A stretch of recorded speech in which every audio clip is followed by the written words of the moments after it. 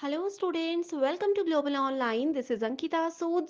Paper one preparation में आज मैं आपके लिए बहुत ही ज़्यादा important and most repeated questions की सीरीज लेकर आई हूं, जो कि पहले भी एग्जामिनेशन में कई बार पूछे गए हैं एंड अपकमिंग एग्जाम में भी स्टूडेंट्स आप लोगों को एज इट इज़ देखने को मिल सकते हैं। इसीलिए हर एक क्वेश्चन के आंसर्स के साथ मैं आपको डिटेल्ड एक्सप्लेनेशन भी दूंगी, ताकि आप सभी स्टूडेंट्स के साथ साथ में कॉन्सेप्ट्स भी क्लियर होते रहे। डायरेक्टली बढ़ते हैं फर्स्ट क्वेश्चन की ओर, जिसमें पूछा गया है irritation in eyes is caused by the pollutant. यानी कि आंखों में जो जलन होती है वो कौन से प्रदूषक की वजह से होती है। सो करेक्ट आंसर है sulphur. Next question is which of the following types of natural hazards have the highest potential to cause damage to humans.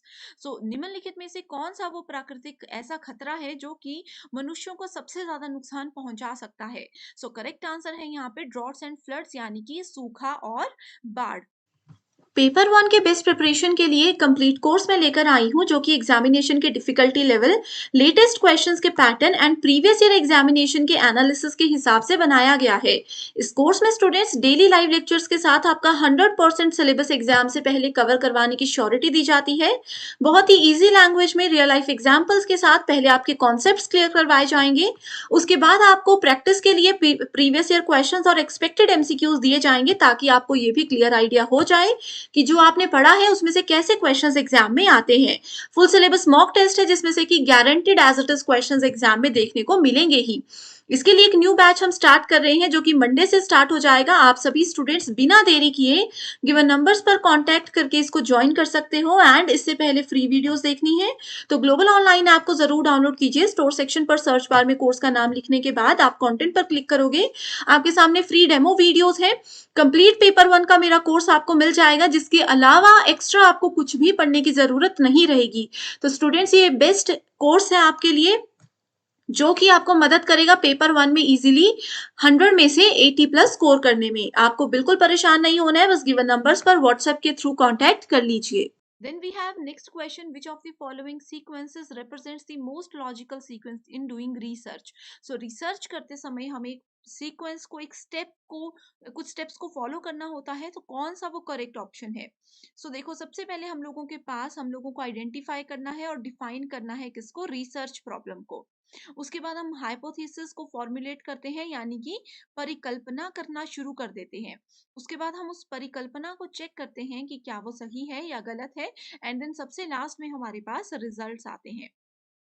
तो correct answer here is option number one. बहुत important question है, हर साल exam में आएगा। तो इसमें सबसे पहले ये याद रखिए कि रिसर्च प्रॉब्लम हमेशा पहला स्टेप होता है एंड रिजल्ट की रिपोर्ट बनाना लास्ट स्टेप होता है। Next question is the smog in cities in India mainly consist of. Bharat के शहरों में जो स्मॉग होता है उसमें कौन कौन सी चीजें होती हैं। उसमें होते हैं oxides of nitrogen and unburned hydrocarbon. Next question is plant suitable for bio monitoring of sulphur dioxide pollution is. Sulphur dioxide प्रदूषण की जैव निगरानी के लिए कौन से पौधे की सबसे ज्यादा जरूरत होती है। तो इसका करेक्ट आंसर है व्हाइट पाइन, यानी कि सफेद चीड़ का पेड़। Then we have moss and lichens, यानी कि काई और लाइकेन, जिसको हम लोग बोल सकते हैं। ये कुछ ऐसे प्लांट्स हैं जो कि बायो मॉनिटरिंग अगर हमें करनी है सल्फर डाइऑक्साइड पॉल्यूशन की, तो उसमें बहुत ही ज्यादा मदद करते हैं। ये क्वेश्चन ऐसा है कि पिछली बार एग्जाम में थोड़ा घुमा के पूछा गया था। ये वाला क्वेश्चन का पार्ट था एंड ये ऑप्शंस का पार्ट था, तो आप लोगों को क्वेश्चंस को भी अच्छे से पढ़कर जाना है, ठीक है। Next question is plagiarism in researches. इसको आप लोग प्लेजरिज्म भी बोल सकते हो, प्लेगरिज्म भी बोल सकते हो, ठीक है। इसको कि शोध की चोरी बोला जाता है। रिसर्च में इसको क्यों यूज किया जाता है, क्या ये होता है। ये होता है किसी पर्टिकुलर पर्सन की इंफॉर्मेशन को कॉपी करना एंड उसको यूज कर लेना। फॉर एग्जाम्पल, अगर आप लोग मान लीजिए कि हमारी जो ग्लोबल ऑनलाइन के नोट्स अगर आप ले रहे हो एंड उन नोट्स को आप लोग अपना नाम ऐड करके, अपनी कंपनी का लोगो ऐड करके आगे कहीं सेल कर रहे हो, किसी स्टूडेंट को बेच रहे हो, चाहे हार्ड कॉपी में चाहे सॉफ्ट कॉपी में, तो आप लोग क्या कर रहे हो, प्लेजरिज्म कर रहे हो। यानी कि आपने क्या किया, हमारे कंटेंट को कॉपी किया और अपना नाम देकर उसको आप आगे सेल कर रहे हो, तो इसकी एक बहुत बड़ी सजा भी हो सकती है। रिसर्च के दौरान आपको ये चीजें याद रखनी चाहिए। अगला क्वेश्चन है मैच द फॉलोइंग से related ozone hole, green house effect, natural hazard and sustainable development goals. So sustainable development goals आप लोगों को जरूर पढ़कर जाना है, बहुत इंपॉर्टेंट ये चीज है। तो ओजोन होल जो है that is directly related to UV radiations. Then we have greenhouse effect, so ये मीथेन से कनेक्ट होता है। नेचुरल हजार्ड जो है सुनामी है, ठीक है, आप लोगों ने सुनामी सुना होगा, ये नेचुरल हजार्ड है, इसकी मदद से आप इजीली करेक्ट आंसर को आइडेंटिफाई कर सकते थे। Then we have sustainable development goal जो कि इको सेंट्रिज्म होता है।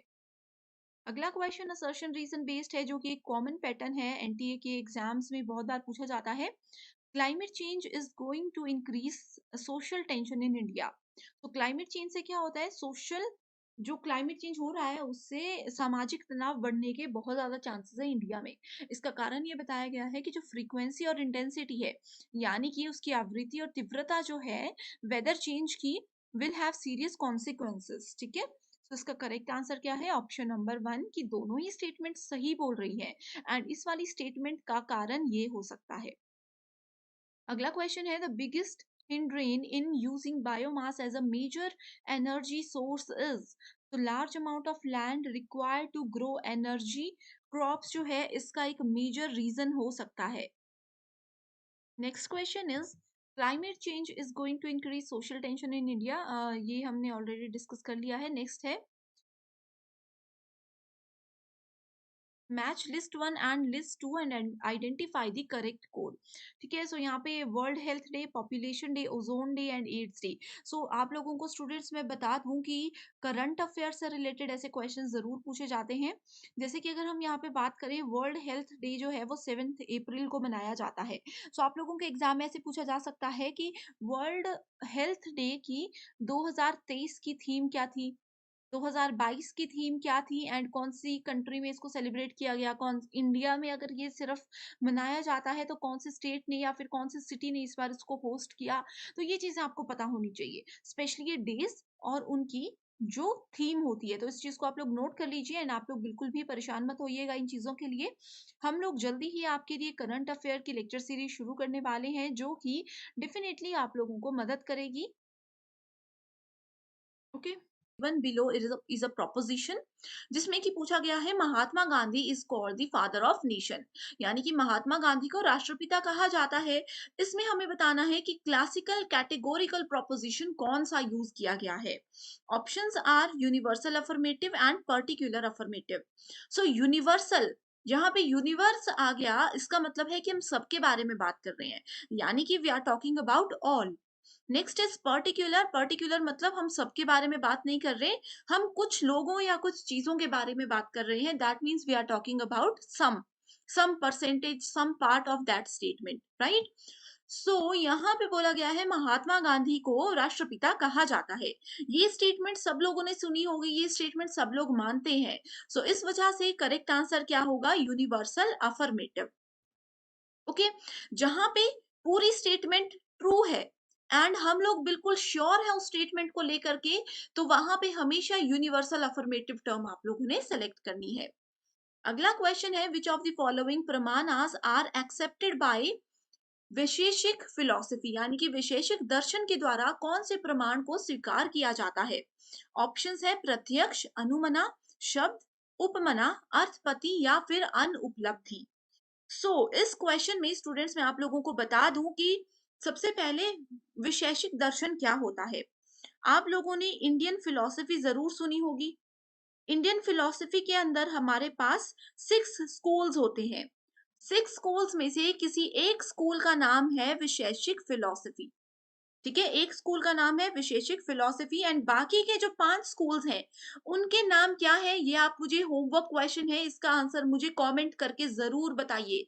100% ये क्वेश्चन एग्जाम में आएगा। तो स्टूडेंट्स अगर आप चाहते हो इस क्वेश्चन को करेक्ट करना, गूगल पे चेक कीजिए एंड मुझे कमेंट कीजिए ताकि बाकी स्टूडेंट्स भी इसका बेनिफिट उठा सके। ओके, वैशेषिक फिलोसफी एक स्कूल है एंड इसके अंदर 2 प्रमाण को यूज किया जाता है। पहला है प्रत्यक्ष, प्रत्यक्ष का मतलब होता है जो चीज हमारे सामने होती है, जिस चीज को हमने अपनी आंखों के सामने देखा है।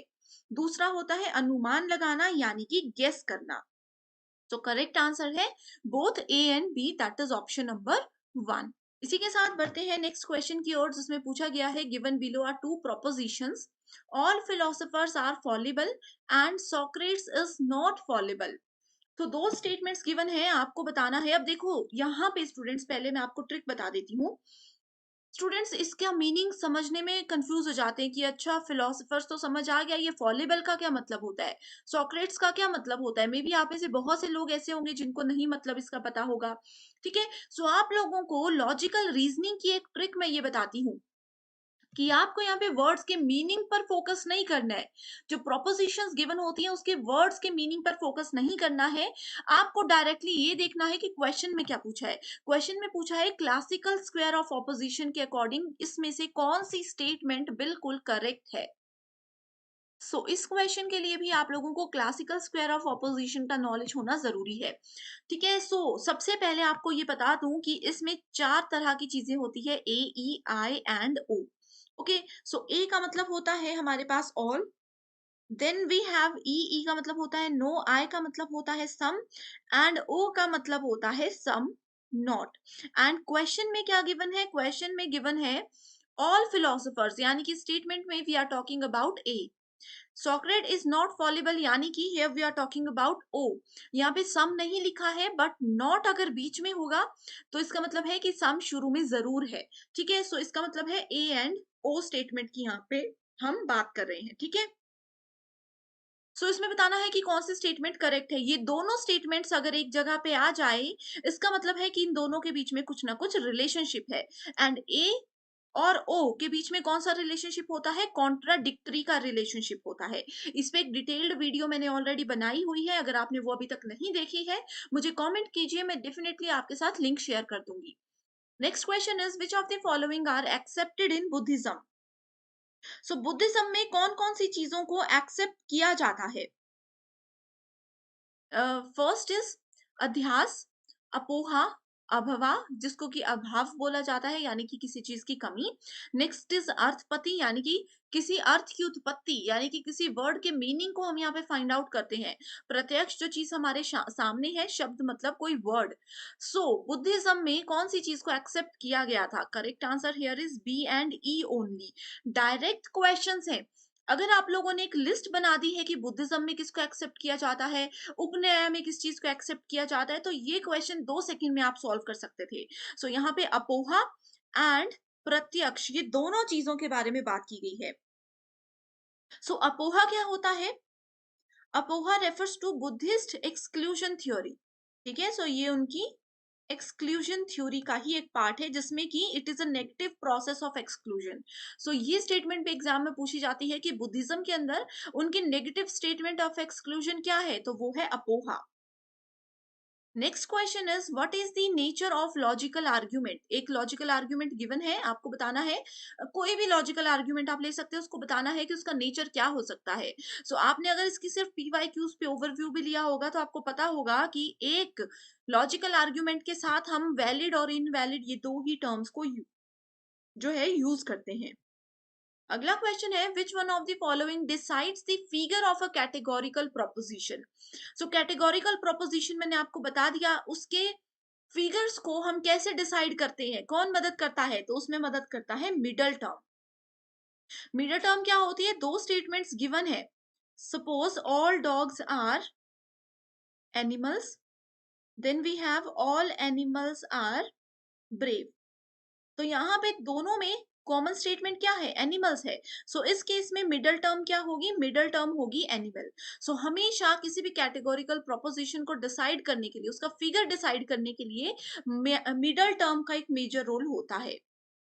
Next question is quantity and quality of a categorical proposition decide what. Quality and quantity जो होती है कैटेगोरिकल प्रोपोजिशन की, उससे हम उसके मूड तक पहुंच पाते हैं। Then we have next question, the fallacy. Fallacies are very important for your UGC NET examination. We have different types of fallacies. All types are very important, right? The fallacy produced in the conclusion due to the repudiation of sadhya by hetu is known as. सो हेतु के द्वारा अगर साध्य के repudiation यानी कि खंडन के कारण कोई फैलेसी हमारे पास आती है, फैलेसी बनती है, तो उसको क्या बोला जाता है? उसको विरुद्ध बोला जाता है। ठीक है? सो विरुद्ध को और क्या बोला जाता है? इसको कॉन्ट्राडिक्टरी मिडल भी बोला जाता है। एग्जाम में same question as it is पूछा जाएगा, लेकिन विरुद्ध की जगह ऑप्शन होगा कॉन्ट्राडिक्टरी मिडल।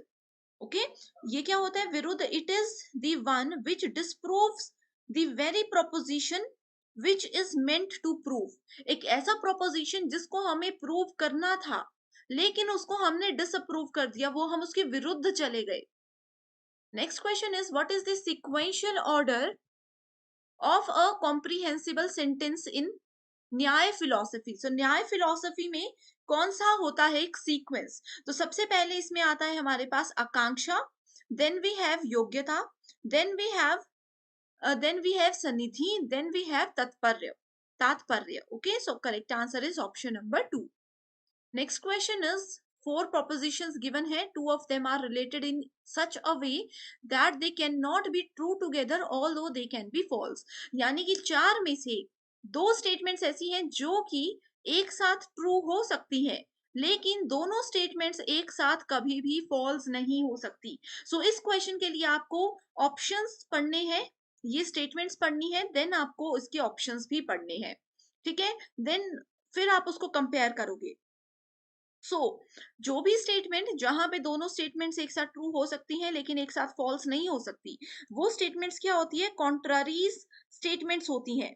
इस चीज को अगर आप लोगों ने नोट किया होगा, वो चीजें क्या होती है? कॉन्ट्रारी स्टेटमेंट्स होती हैं। सो कॉन्ट्रारी स्टेटमेंट हमेशा होती है ए टू ई। ए का मतलब हो गया ऑल वाली, ई का मतलब हो गया नो वाली। सो ऑल वाली स्टेटमेंट एंड नो वाली स्टेटमेंट, इस अकॉर्डिंग करेक्ट आंसर क्या है? A and B only. इस तरह से आप इसको आंसर कर सकते हो। Next question is to inference in the past by perceiving muddy water in the pond, that is called what? तो इट इज कॉल्ड पूर्ववत अनुमना। सो पूर्ववत अनुमना इज ऑल्सो वेरी इंपॉर्टेंट। पूर्ववत अनुमना क्या होता है? इन्फेरेंस होता है जिसमें कि we infer the unperceived effect from perceived cause. अगला क्वेश्चन है the sequential order of syllogism in Nyaya philosophy. सो न्याय फिलॉसफी में एक हमारे पास ऑर्डर होता है जिसको कि आपको याद रखना जरूरी है। सो इसमें ऑर्डर सबसे पहले क्या आ जाएगा हमारे पास? सबसे पहले आ जाएगा प्रतिज्ञा, उसके बाद आता है हेतु, उसके बाद आता है उदाहरणा यानी कि example, then we have upanaya, then we have nigamana. Okay, निगमन जिसको बोलते हैं। तो न्याय फिलॉसफी के अंदर ये आपको याद रखना है। जैसे कि मैंने आपको बताया, इंडियन फिलॉसफी के जो 6 स्कूल्स होते हैं उसमें से एक न्याय फिलॉसफी भी है। गौतम जो है वो मेन प्रोपोनेंट है न्याय फिलॉसफी के। Next question is what type of cognition is beyond the ambit of perception? So correct answer है यहाँ पे निर्विकल्प प्रत्यक्ष। अगला क्वेश्चन है in a proposition which is particular affirmative. So मैंने आप लोगों को बता दिया पर्टिकुलर अफर्मेटिव स्टेटमेंट्स क्या होती हैं। Neither the subject nor the predicate is distributed, यानी कि इसमें हम लोग ना ही सब्जेक्ट को ना ही प्रेडिकेट को डिस्ट्रीब्यूट करते हैं, वितरित नहीं किया जाता। In order to authenticate the environmental values as advocated by our ancestors, a scholar cites example from Vedas. The means of knowledge used by him or her in terms of Indian logic will be called as what? So it will be called as Shabd, यानी कि verbal testimony. Okay? Next question is in Indian logic. यहाँ पे देखो students, कुछ नहीं समझाने की चीज है, हिंदी इंग्लिश में आपके सामने क्वेश्चन है, एज इट इज डेफिनेशन दी गई है। अगला क्वेश्चन है in Indian logic the presence of the middle term in the minor term is called. So minor term में जो मिडल टर्म होती है, दो स्टेटमेंट्स में मैंने क्या बताया? मिडल टर्म होती है जो दोनों में कॉमन होती है, उसको क्या बोला जाता है? उसको बोला जाता है पक्षधर्मिता। ये सारे संस्कृत वर्ड्स हैं जो कि इंडियन लॉजिक कैटेगरी के अंदर काउंट किए जाते हैं। Next is asiddha is a fallacy when the middle term is, असिद्ध मतलब अनप्रूव्ड। ठीक है, अनप्रूव्ड फैलेसी जो होती है, फैलेसी तब होती है when the middle term is unproved. मैंने आप लोगों को डायरेक्टली आंसर ही बता दिया। सिद्ध मतलब प्रूव कर दिया किसी चीज को, असिद्ध मतलब unproved. Okay, next question is golden mountain is fairy because it is smoky.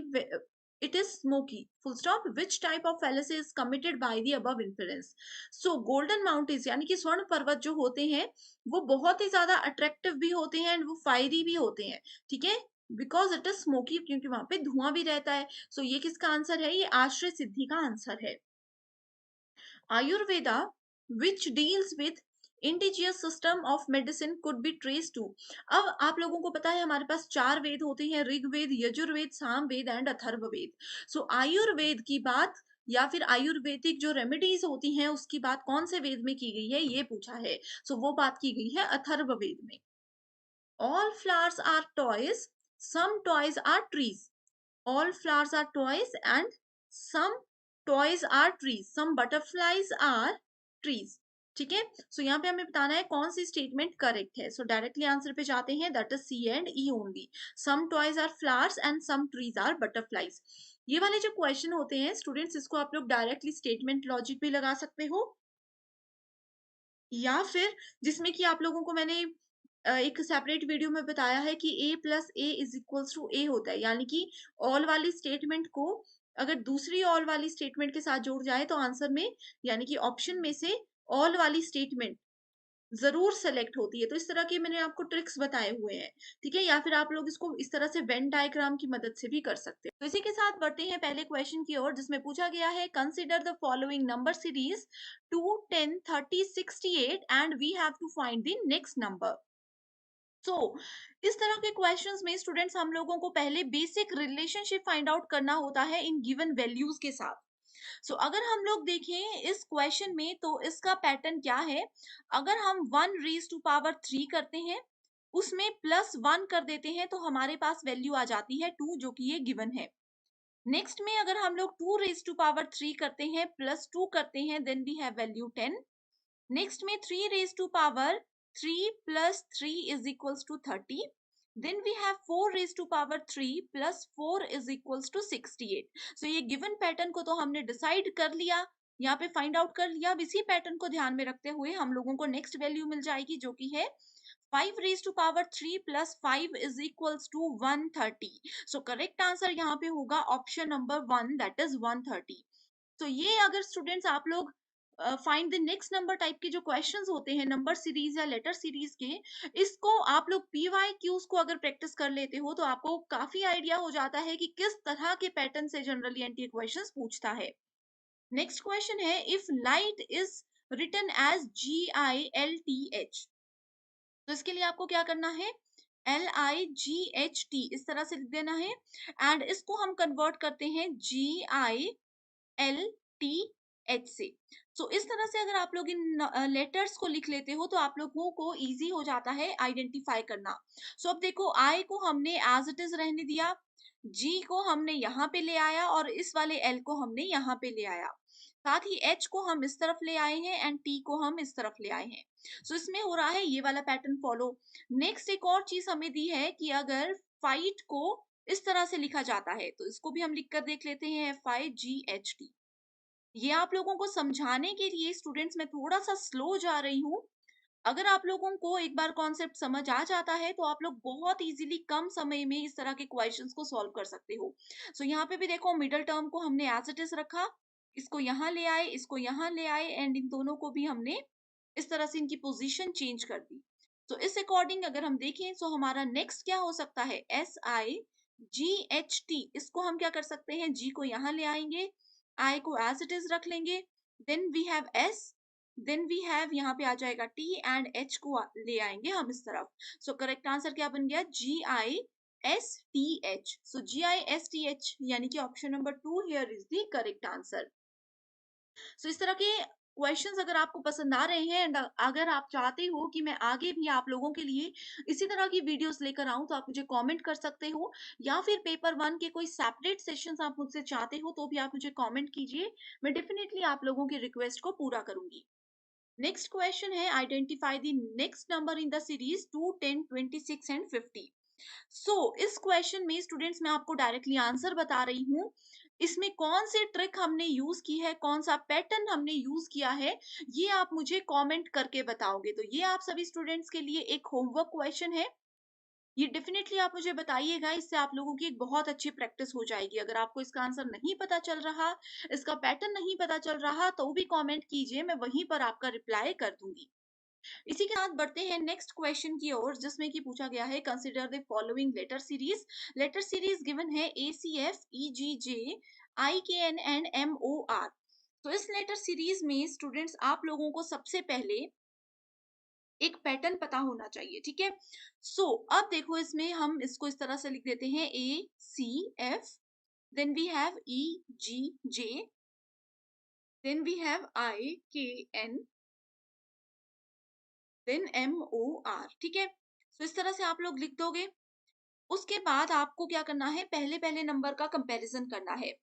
ए से अगर हम ई के तरफ जाते हैं तो +4 वैल्यूज आती हैं। ए से ई पे काउंट कीजिए, 4 नंबर्स की एडिशन होती है। ई से आई पे भी +4 होता है एंड आई से एम पे भी +4 होता है। तो सेम ही पैटर्न हमें फॉलो करना है ई से आगे की ओर। ई से जब हम लोग आगे की ओर सॉरी एम से आगे की ओर जाएंगे तो यहाँ पे हमारे पास वैल्यू आ जाती है क्यू, ठीक है। ऑप्शंस में देखो, क्यू से ही आप लोगों को डायरेक्ट आंसर मिल गया, जो कि है ऑप्शन नंबर 1। आप लोगों को यूजीसी नेट के रीजनिंग के सेक्शन में स्मार्ट वर्क करना है, पूरा सॉल्व करने की जरूरत नहीं है। आप देख सकते हो फर्स्ट लेटर सीरीज में से ही हम लोगों को करेक्ट आंसर बहुत बार मिल जाता है। Okay, next question is a man walks at a speed of 3 kilometre per hour from location A. एक पर्सन की लोकेशन है ए, तो उन्होंने ए से 3 किलोमीटर पर आवर की तरफ को ईस्ट की साइड को जो है मूव किया, ठीक है। अगर हम लोग इस पॉइंट को ईस्ट डायरेक्शन मानकर चलते हैं तो उन्होंने 3 किलोमीटर जो है ट्रेवल किया है, ये ईस्ट की डायरेक्शन है। ओके, उन्होंने सिर्फ यहाँ 3 किलोमीटर तक ही ट्रेवल किया। उसके बाद फॉर 1 आवर, ठीक है, इसका मतलब क्या हुआ कि 3 किलोमीटर के लिए उनको कितना समय लग गया, इसके लिए उन लोगों को 1 आवर का समय लग गया। उसके बाद उन्होंने क्या किया, देन उन्होंने टर्न कर दिया लेफ्ट को। इस तरफ को जाते जाते उन्होंने लेफ्ट को टर्न कर दिया एंड वो कितना 1.5 किलोमीटर ट्रेवल किया उन्होंने 6 आवर तक के लिए। इस तरफ को अगर देखेंगे तो उन्होंने यहाँ पे 6 आवर्स 1.5 किलोमीटर तक का ट्रेवल किया टूवर्ड्स नॉर्थ डायरेक्शन, ठीक है। एंड इस तरह से वो कहाँ पर पहुंच गए, इस तरह से वो पहुंच गए अपनी लोकेशन बी पे। Then the shortest distance from A to B. अब देखना है ए से बी पे शॉर्टेस्ट डिस्टेंस क्या है, तो ये वाला शॉर्टेस्ट था। यहाँ पे 3 किलोमीटर ट्रेवल किया, यहाँ पे उन्होंने 1.5 किलोमीटर ट्रेवल किया। इसके लिए हम लोगों को क्या करना है, इसके लिए हमें पहले कैलकुलेशन करनी है। 1 घंटे तक आप कैलकुलेट करते हो 3 पे, तो आपका रिजल्ट आ जाता है यहाँ पे टोटल 3 किलोमीटर्स। देन 1.5 को हमें 6 के साथ करना है, यानी कि 1.5 किलोमीटर उन्होंने 6 आवर्स में ट्रेवल किया। 1.5 को अगर हम 6 से मेजर करते हैं तो वो आ जाता है अराउंड 9 किलोमीटर्स। शॉर्टेड डिस्टेंस के लिए हमें फॉर्मूला राइट एंगल ट्राइंगल ये बन गया, तो इसका फॉर्मूला होता है 3 स्क्वायर प्लस 9 स्क्वायर, ये जो वैल्यूज आई हैं बेस स्क्वायर प्लस दिस वाला स्क्वायर, एंड इसको हम ये कर देंगे, आंसर आ जाएगा अप्रोक्सीमेटली 9.48। 9.48 किलोमीटर शॉर्टेस्ट पाथ होता है। Next question is consider the following number series 0, 6, 24, 68 and 120। यहाँ पे सेम हमें लॉजिक को फॉलो करना है। पहले मैं आपको आंसर भी बता देती हूँ। इसमें देखो क्या है, 0 में 1 को मल्टीप्लाई कर दो एंड 2 को मल्टीप्लाई कर दो, आंसर आ जाएगा 0। Then we have 1 into 2 into 3 that is equals to 6। Next we have, तो 6 वैल्यू भी आ गई, 0 वैल्यू भी आ गई। 24 वैल्यू के लिए क्या करेंगे, 2 इंटू 3 इंटू 4 दैट इज 24। उसके बाद आ जाएगा 3 into 4 into 5 is equals to 60। 60 value आ गई। उसके बाद हम कर देंगे यहाँ पे 4 into 5 into 6 120। Then we have 5 into 6 into 7 that is equals to 210। Correct answer यहाँ पे है 210। तो ये थोड़े से बेसिक लॉजिक्स होते हैं जो कि प्रैक्टिस आपकी चाहते हैं, तभी आप लोग इनको सॉल्व कर पाओगे। Next is which of the following is data visualization method. Data visualization होता है pie chart and bar chart. Okay, next question is in the following letter series. So letter series given है जिसमें बोला गया है A B C F. अगला है B C D G, इस तरह से ही आपको हमेशा लिखना है। Then we have C D E and H, then we have D E F and I. Okay, so ये लेटर सीरीज आ गई। अब इसमें देखना है नेक्स्ट टर्म कौन सी होगी। इसमें ए से बी पे जाएंगे +1, बी से सी पे जाएंगे +1, सी से डी पे जाएंगे +1, यानी कि एक एक डिजिट हम आगे बढ़ते गए। देखो फिर से यहाँ पे बी से सी पे गए +1 +1 +1 का पैटर्न ही यहाँ पे फॉलो किया गया है। डी के बाद नेक्स्ट वैल्यू आ गई ई के बाद नेक्स्ट वैल्यू आ गई एफ। यहाँ पे ई एंड एफ के 3 पैटर्न्स गिवन है। ठीक है, हमें अगला भी सॉल्व करना पड़ेगा। E+1 F+1 G। तो यहाँ पे इसको हटा देंगे तो F+1 G। तो यहाँ पे आ गया हमारे पास H+1 I, I+1 J। ठीक है, करेक्ट आंसर क्या हो गया यहाँ पे? Option number 3, that is EFGJ। EFGJ यहाँ पे आ गया।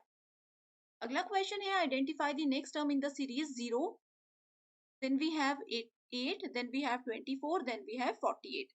इसमें कौन सा पैटर्न फॉलो किया है वो अब मैं आपको बताती हूँ। अगर आपको इसका आंसर आता है तो स्टूडेंट्स आप इस वीडियो को पॉज कीजिए, इसका आंसर सॉल्व करने की कोशिश कीजिए मेरे बताने से पहले। ठीक है, 0 से 8 के बीच में कितना डिफरेंस है? 8 का। 8 से 24 के बीच में कितना है? 16 का। 24 से 48 के बीच में कितना है? 32 का डिफरेंस है ना। अब तो यहाँ पे कॉमन डिफरेंस कोई भी नहीं आया, लेकिन ये जो डिफरेंस आया है ये सारा डिफरेंस भी क्या है? ये सारा डिफरेंस भी जो है कैलकुलेट होता है 8 से। इसमें डिफरेंस आ गया 8 का, इसमें डिफरेंस आ गया 8 का। इसी तरह से हमें नेक्स्ट वैल्यू फाइंड आउट करनी है। ठीक है, 8 2 16, 16 2 32, देन हमें इसमें नेक्स्ट वैल्यू ऐड करनी है। ठीक है, नेक्स्ट वैल्यू अगर हम इसमें 8 ऐड करते हैं तो वो कितना आ जाता है? 40।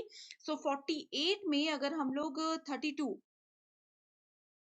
सॉरी यहाँ पे थोड़ी सी मिस्टेक हो गई है, यहाँ पे आएगा 24। ठीक है, 24 में अगर 8 ऐड करते हैं तो आ जाएगा 32। 48 + 32 आ जाता है 80। ठीक है, 80 आ गया यहाँ पे आंसर हमारे पास इस तरह से। Next is consider the following letter series and identify the next number ACE FHJ KMO and PRT। Right, इसको हम लोग किस तरह से कैलकुलेट कर सकते हैं? इसमें आप लोग देखो, सबसे पहली टर्म है AC। ठीक है, यहाँ पे डिफरेंस कितना है? +5 का। +5 एंड +5। नेक्स्ट भी अगर हम देखें तो +5 का ही डिफरेंस है, तो ज्यादा इसमें आगे नहीं बढ़ते हैं। डायरेक्टली P के बाद अगर हम लोग +5 कर लेते हैं, P के बाद +5 कर देंगे तो कितना आ जाएगा? U आ जाएगा। U पे हमारा डायरेक्टली आंसर यहाँ पे आ जाता है, that is option number. Directly बढ़ते हैं क्वेश्चंस की ओर, जिसमें पहला क्वेश्चन मैच द फॉलोइंग से रिलेटेड है। एंड में एक तरफ लेवल्स ऑफ टीचिंग दिए गए हैं, दूसरी तरफ फोकस ऑफ कंसर्न यानी कि इसका बेसिक डेफिनेशन हम बोल सकते हैं वो दिया गया है। सबसे पहले autonomous development level, memory level, understanding level and reflective level. Students अगर आप लोगों ने मेरे थ्योरी लेक्चर सीरीज देखे हैं तो उसमें मैंने इस टॉपिक को लेकर के कीवर्ड्स आपको बताए हैं। अगर हम मेमोरी लेवल की सबसे पहले बात करें, ये स्मॉलेस्ट लेवल होता है एंड जहां पर भी हम फैक्ट्स को रिकॉल करने की बात करते हैं, कभी भी आपको रिकॉल वर्ड नजर आए डायरेक्टली आप लोग मेमोरी लेवल को उससे कनेक्ट कर दीजिएगा। ठीक है, नेक्स्ट आ जाता है फिर हमारे पास अंडरस्टैंडिंग लेवल। किसी चीज की समझ कब होती है? जब हम उसके बीच में रिलेशनशिप, उसके फैक्ट्स और उसी चीज को लेकर के एग्जांपल्स बनाना शुरू कर देते हैं। इसका मतलब ये है कि हम उससे उस अंडरस्टैंडिंग लेवल पर आ चुके हैं। Then we have reflective level, यानी कि जो कुछ भी हमने इन दोनों लेवल्स में सीखा था उसको रिफ्लेक्ट करने का समय आ चुका है। रिफ्लेक्टिव लेवल क्या होता है? Problem raising and problem solving, यानी कि अगर हम किसी प्रॉब्लम में फंस चुके हैं तो मेमोरी और अंडरस्टैंडिंग लेवल में हमने जो कुछ भी सीखा उन सब चीजों को रिकॉल करते हुए, उनको बीच में रिलेशनशिप देखते हुए हम प्रॉब्लम से बाहर निकल सकते हैं। Then we have autonomous development level, जो कि डायरेक्टली किसी भी चीज की इफेक्ट और उसकी फीलिंग्स के साथ हमें कनेक्ट करता है। अफेक्ट एंड फीलिंग्स की अगर बात हो, then we are talking about autonomous development level. ये कुछ कीवर्ड्स थे जो कि बहुत इंपॉर्टेंट है। नेक्स्ट क्वेश्चन है Which of the following set of statements best represent nature and objective of teaching and learning? यानी कि सीखने और शिक्षण और सिखाने या सीखने का जो तरीका होता है उसकी प्रकृति और उद्देश्य से रिलेटेड हमें बताना है कि कौन सी स्टेटमेंट्स ट्रू है। First is teaching is like selling and learning is like buying. तो ऐसा तो नहीं होता। टीचर है कुछ बेचने के लिए तो नहीं है, यहाँ पे नॉलेज हम शेयर करते हैं ना कि बेचते हैं। ठीक है, सो ये स्टेटमेंट इनकरेक्ट है। Teaching is a social act while learning is a personal act. So बिल्कुल ये स्टेटमेंट करेक्ट है, क्योंकि अब मैं आपको पढ़ा रही हूँ तो ये क्या है, ये एक सामाजिक कार्य है। अब आप लोग पढ़ रहे हो, आप सीखना चाहते हो या नहीं सीखना चाहते हो, ये आपका व्यक्तिगत डिसीजन हो सकता है। Teaching implies learning whereas learning does not implies teaching। सो ये स्टेटमेंट भी बिल्कुल करेक्ट है कि टीचिंग से, अब मैं आपको पढ़ा रही हूँ तो आप इस वीडियो के बाद कुछ ना कुछ स्टूडेंट्स जरूर सीख कर जाओगे, लेकिन लर्निंग का मतलब यानी कि कुछ सीखने का मतलब जरूरी नहीं है कि वो टीचिंग से ही हो। हम कुछ भी कहीं से भी सीख सकते हैं। Next is teaching is a kind of delivery of knowledge while learning is like receiving it. So ये स्टेटमेंट भी कहीं ना कहीं सही है कि टीचिंग में हम क्या करते हैं, अपने नॉलेज को डिलीवर करते हैं। बट यहाँ पे डिलीवर की जगह अगर शेयर वर्ड यूज होता तो ये स्टेटमेंट करेक्ट हो सकती थी।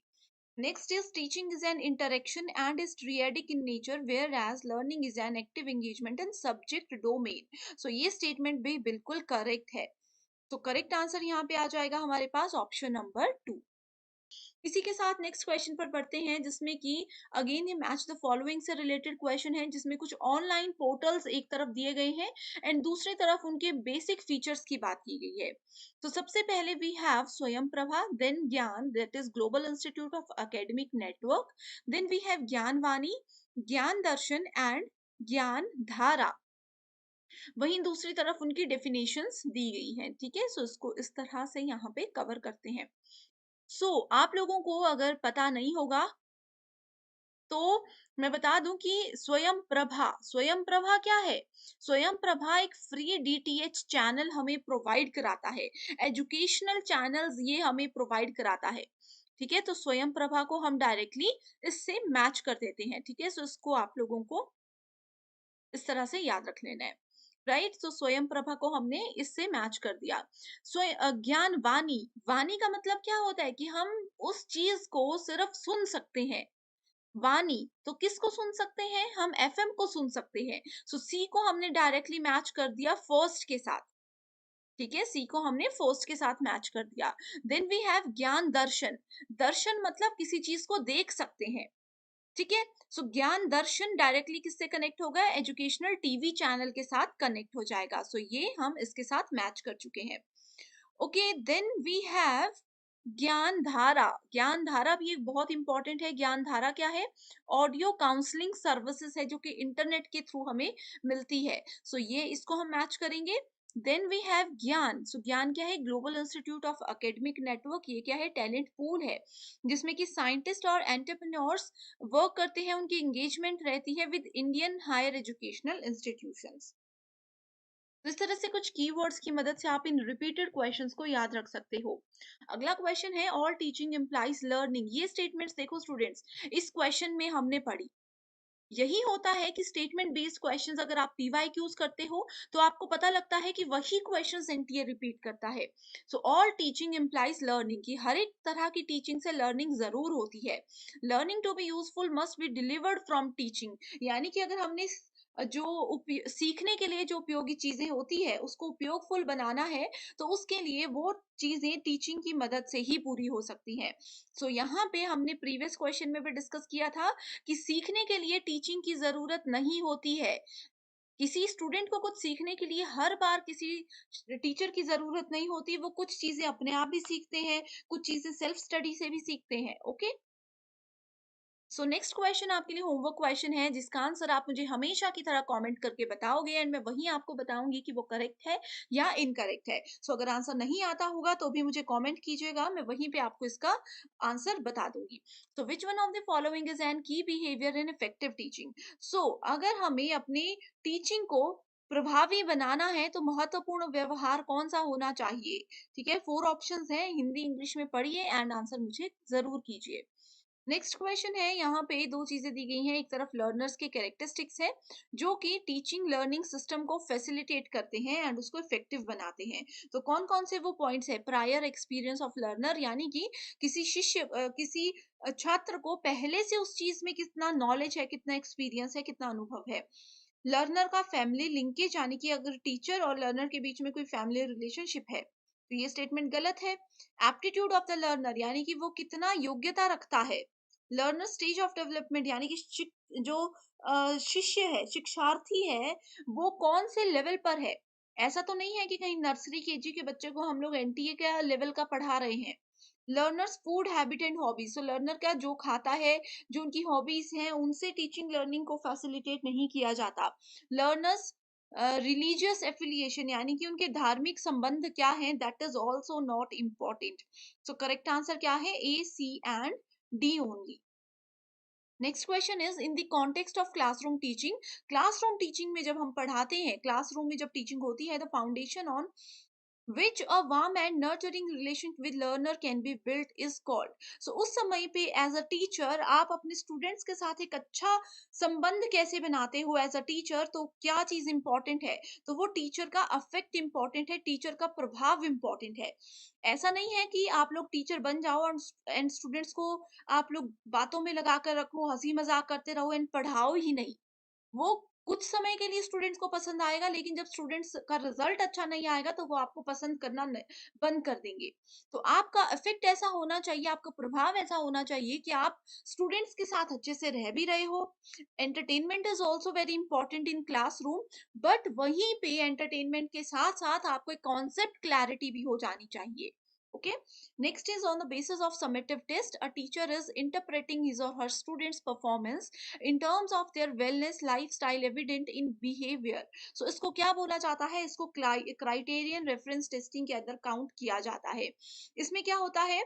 देखो, स्टूडेंट्स की परफॉर्मेंस को क्या किया जाता है? कैलकुलेट किया जाता है, जज किया जाता है। ये 4 टाइप्स है, बहुत इंपॉर्टेंट है। इसमें एक और आता है समेटिव इवेल्युएशन, जो कि आप यहाँ पे देख सकते हो।